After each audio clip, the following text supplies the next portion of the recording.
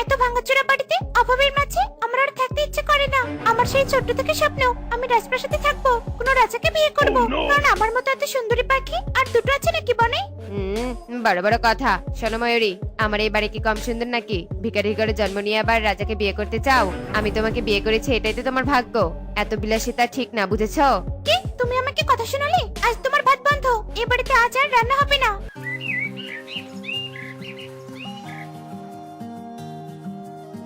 কি টুনি, তুমি এখানে বসে সাজগোজ করছো?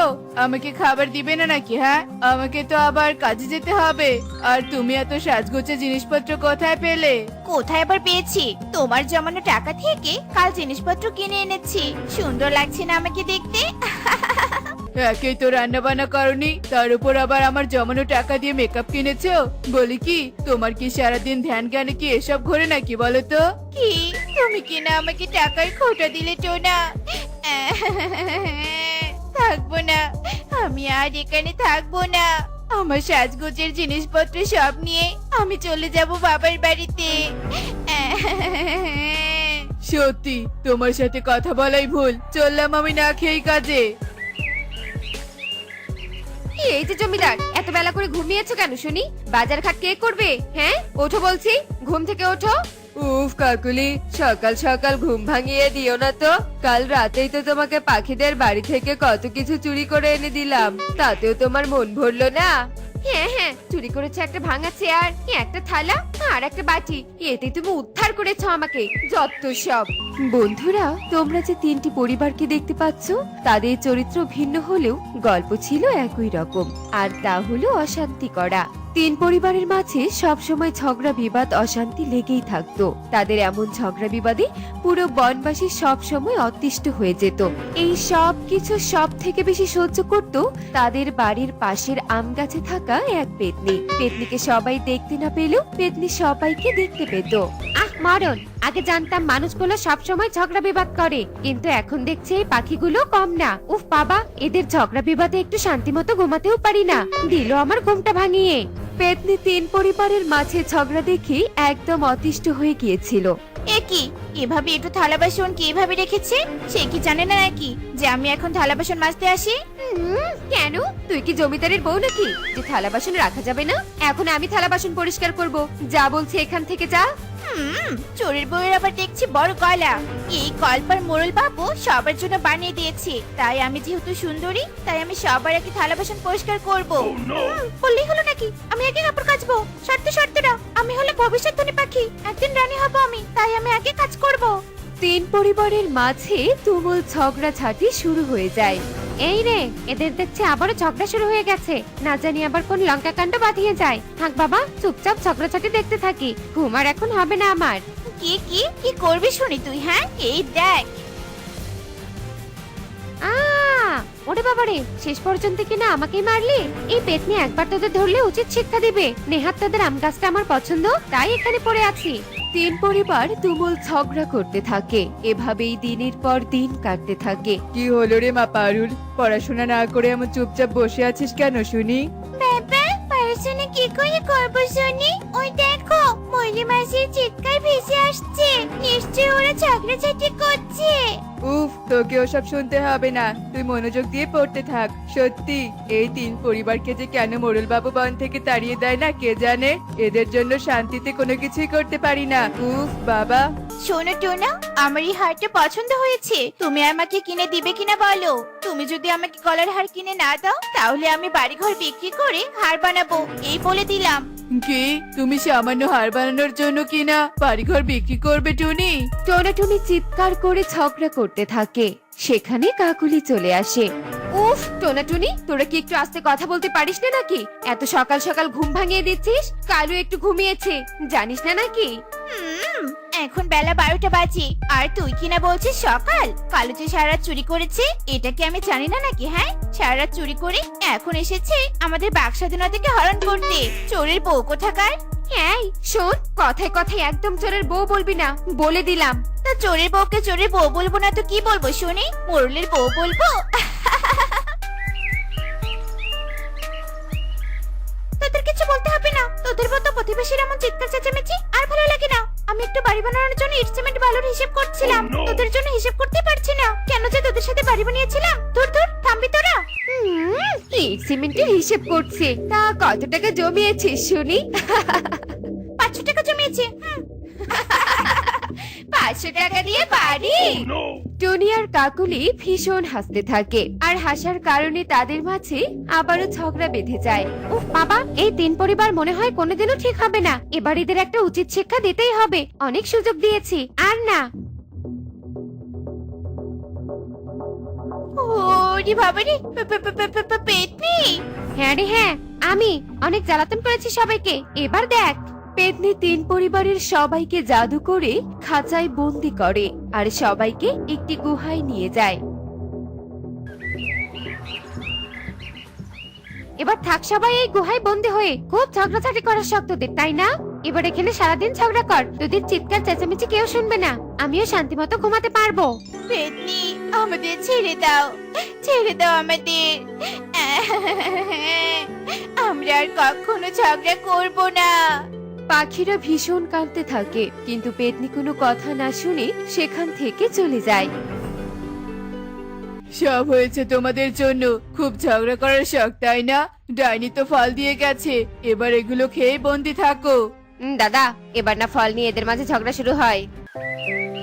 পাখিরা গুহায় বন্দি থাকে। এভাবেই দুদিন কেটে যায়। এদিকে ডাইনিও শান্তিতে ঘুমাতে থাকে, আর বনবাসীও তাদের ঝগড়া থেকে মুক্তি পায়।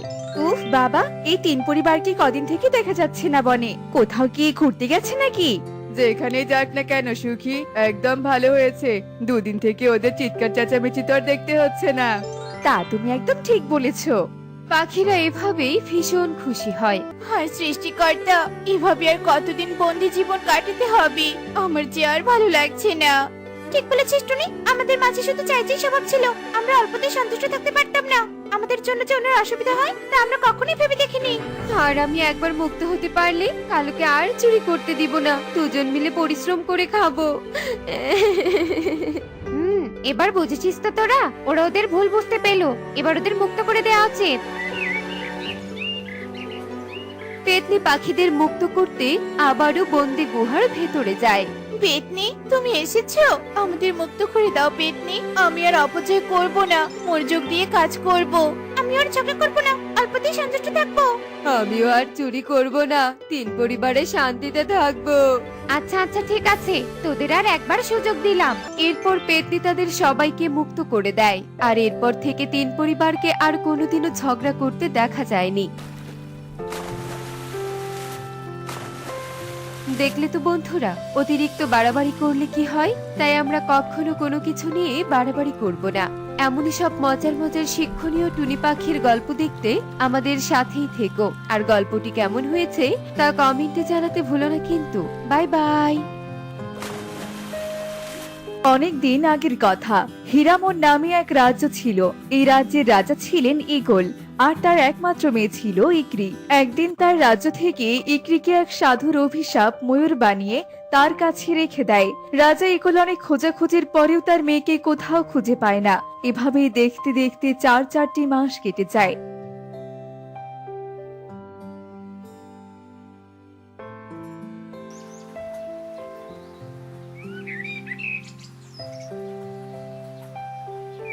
একদিন, কি মন্ত্রী, তুমি এমন চুপ করে দাঁড়িয়ে কি ভাবছো? কি হয়েছে তোমার? আমাদের একটু খুলে বলো। আসলে মহারাজ, আমি একটা কথা ভাবছিলাম। কি কথা বলো? আমাদের রাজ্যের পেছন দিকে যে গহীন জঙ্গল রয়েছে, সেখানে নাকি একটা সোনার ময়ূর রয়েছে। আর যে সেই সোনার ময়ূরকে নিতে পারবে তার ভাগ্য বদলে যাবে। সেই ময়ূরের সাথে নাকি আরো কি কাহিনী জুড়ে আছে, অত কিছু আমি জানি না। সেটা নিয়েই ভাবছিলাম। কি বলছো কি তুমি এসব মন্ত্রী? সত্যি নাকি? হ্যাঁ মহারাজ, সত্যি। এমনকি এমনটাও শোনা যায়, সেই সোনার ময়ূর নাকি এক মেয়ে। কোনো এক অভিশাপে সে এখন সোনার ময়ূর হয়ে আছে। এই ময়ূর, বল তুই আমাকে সেই জাদুই লাল টালি মেনে দিবি কিনা, বল। না, কখনো না। আমাকে তুমি যা ইচ্ছে করো, কিন্তু আমি এই জাদুই লাল টালি তোমাকে কখনোই এনে দেব না। আচ্ছা বেশ, তবে এই গহীন জঙ্গলে এভাবে ময়ূর হয়ে ঘুরে বেড়া, না এখান থেকে কেউ তোকে মুক্তি দিতে পারবে, আর না তুই কোনোদিনও তোর রাজ্যে ফিরে যেতে পারবি, আর না নিজের রূপ ফিরে পাবি। হা, হা, হা, হা, হা। আমার বিশ্বাস কেউ ঠিক আমার কাছে আসবে, সে নিশ্চয়ই আমাকে এখান থেকে উদ্ধার করে নিয়ে যাবে। দেখে নিও তুমি, ডাইনি। তাই নাকি? তা আসুক না কেউ। শোন মেয়ে, এখানে কেউ আসতে পারবে না। আমার জাদু শক্তি দিয়ে এই জঙ্গল আমি ঘিরে রেখেছি, বুঝলি? তাই বলছি, এত কাহিনী না করে আমাকে সেই জাদু লাল টুলিপ দে। তা কোনোদিনও হবে না, তোমার এই স্বপ্ন স্বপ্নই থেকে যাবে। শোনো শোনো শোনো, মহারাজ আসছেন রাজ্য পরিদর্শন করতে, সবাই সাবধান, রাস্তাঘাটে কোনো বাধা যেন না থাকে। বাবা টোনা, এত তাড়াহুড়ো কেন করছিস? একটু ধীরে খানা বাবা, গলায় ভাত আটকে যাবে তো। না না, ধীরে খেলে হবে না, তাড়াতাড়ি খাওয়া শেষ করতে হবে। সে কি, কিসের এত তাড়াহুড়ো? হ্যাঁ, কোথায় যাবি আজ? হ্যাঁ, এমন করে ঘুরলে হবে? সংসারে একটু মন দে। মা, তেমন কোথাও যাব না, আজ মহারাজ আসছেন রাজ্য পরিদর্শন করতে, তাকেই দেখতে যাব। ওনাকে দেখতে আমার খুব ভালো লাগে মা। পাগল ছেলে, কখন যে কি বলে নিজেও বোঝে না। তোর এমন পাগলামি দেখলে বড্ড হাসি পায় আমার। এবার আমি আসি, খাওয়া হয়ে গেছে, ওই রাজা এলো বলে। আচ্ছা ঠিক আছে, সাবধানে থাকিস বাবা। আচ্ছা ঠিক আছে মা, তুমি কোনো চিন্তা করো না, আমি আসি। এরপর টোনা বাড়ি থেকে বের হয়ে কিছু দূর হাঁটতে থাকে, আর অন্যদিকে ইগল আর কালু রাজ্য পরিদর্শন করতে থাকে। টোনা হঠাৎ করে ইগল মহারাজের সামনে চলে আসে। এই ছেলে, রাস্তা ছাড় বলছি, কত বড় সাহস তোর! তুই কিনা আমার পথের মাঝে দাঁড়িয়ে আছিস? এই কে আছিস? বন্দি কর এই ছেলেকে। আপনি ভুল বুঝছেন, আমি কোনো কথাই শুনতে চাই না। এই কথা বলে ইগল টোনাকে তার রাজ্যে নিয়ে যায় বিচার করার জন্য, আর এদিকে বনের সবাই নিজেদের মধ্যে কথা বলছিল। ঠিক তখনই সেখানে মিনু বৃদ্ধা চলে আসে। তোমরা এভাবে বলো না, আমার ছেলেকে এভাবে ধরে নিয়ে গেল কেন? ও তো কোনো দোষ করেনি, ওকে তোমরা কেউ ফিরিয়ে নিয়ে এসো। তোমার ছেলে মহাজনের পথ আটকিয়ে দাঁড়িয়েছিল, আর তুমি বলছো দোষ করেনি? তোমরা এভাবে বলো না, আমার ছেলেটাকে ফিরিয়ে এনে দাও। এই তোমরা চলে সবাই, না হলে এর জন্য আমাদেরকেও কারাগারে যেতে হবে। এরপর সবাই সেখান থেকে চলে যায়, আর অন্যদিকে ইগল টোনাকে নিয়ে গিয়ে বিচার করার জন্য বসে। এবার বল, তুই কোন সাহসে আমার পথ আটকে দাঁড়িয়েছিলি? বিশ্বাস করুন মহারাজ, আমি আপনার পথ আটকে দাঁড়াইনি, সে সাহস আমার নেই। আমি আপনাকে দেখছিলাম, এছাড়া আর কিচ্ছু না। আমার পথ আটকে কিনা আমাকে দেখা, এত সাহস তোর? প্রহরী, ওকে নিয়ে ওই অন্ধকার কারাগারে ফেলে এসো। দয়া করুন, দয়া করুন মহারাজ, দয়া করুন, আমাকে এমন শাস্তি দিবেন না। এই অন্ধকার কারাগারে আমি থাকতে পারবো না। বেশ, তাহলে আমার রাজ্যের পেছনের দিকে যে গহীন জঙ্গল রয়েছে, সেখান থেকে সোনার ময়ূর খুঁজে নিয়ে আয়, তাহলেই তুই মুক্তি পাবি। আচ্ছা বেশ, তবে তাই হবে। এরপর টোনা রাজপ্রাসাদ থেকে বের হয়ে জঙ্গলের দিকে হাঁটতে থাকে।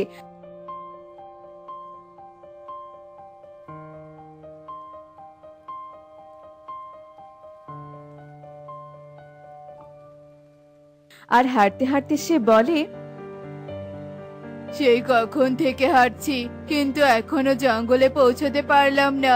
যাই, একটু বড় গাছটার নিচে গিয়ে বসে পড়ি। কে বাবা তুমি? এখানে কেন এসেছো? আর এই জঙ্গলের দিকে কোথায় যাচ্ছো? আমি টোনা, আমি এই জঙ্গলে যাচ্ছি বাবা। সে কি কথা, তুমি ওই জঙ্গলের ভয়াবহতার কথা জানো না? সবই জানি সাধু বাবা, কিন্তু আমার যে আর কোনো উপায় নেই, তাই তো এই পথ বেছে নিয়েছি। কি হয়েছে তোমার, আমাকে খুলে বলো তো। এরপর টোনা সাধু বাবাকে সব কথা খুলে বলে। বুঝতে পেরেছি, আর আমি এও বুঝতে পেরেছি তুমি অনেক ভালো, তাই আমার 100 বছরের সাধনা করে পাওয়া একটা ময়ূরের পাখা তোমায় দিলাম, যা দিয়ে তুমি নিজের আর ওই রাজকুমারীর প্রাণ বাঁচাতে পারো। রাজকুমারী এখানে? রাজকুমারী আবার এখানে কোত্থেকে এলো? তুমি যে সোনার ময়ূরের কথা বলছো, আসলে সে একজন এই রাজ্যের রাজকুমারী। তোমার তাকে বাঁচাতে হবে, এক ডাইনি তাকে জঙ্গলে বন্দি করে রেখেছে। এই নাও এই ময়ূরের পাখা। আপনাকে অনেক ধন্যবাদ বাবা, আমি তাহলে এবার আসি। এরপর টোনা সেই ময়ূরের পাখা নিয়ে সোনার ময়ূরের কাছে পৌঁছে যায়।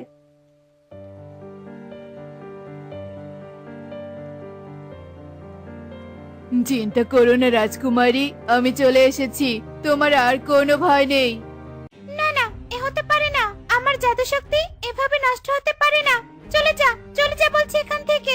ওকে আমি কিছুতেই নিয়ে যেতে দেব না। চলে যা তুই। আমাকে এখান থেকে নিয়ে যাও, বাঁচাও আমাকে। তুই আমার কিছুই করতে পারবি না ডাইনি।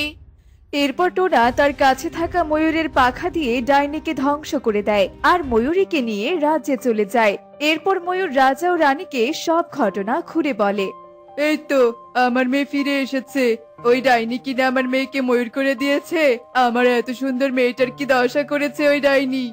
বাবা, কেঁদো না, আমার কিছু হয়নি। আমি পাতালপুরে যাব। সেখানে আমার লাল টালিম রাখা আছে। সেটা স্পর্শ করলে আমি আবার আগের মতো হয়ে যাব। কিন্তু সেখানে তুই ময়ূর হয়ে কি করবি বলতো? ওটা নিতে তো পাখি লাগবে। আচ্ছা ঠিক আছে, আমি যাব। বেশ তবে যাও। এরপর টোনা আর ময়ূর মিলে পাতালপুরীতে যায় আর গিয়ে দেখতে পায় সেই লাল টালিম আর ময়ূরের পাখা। টোনা সেই লাল টালিমটা নিয়ে আসে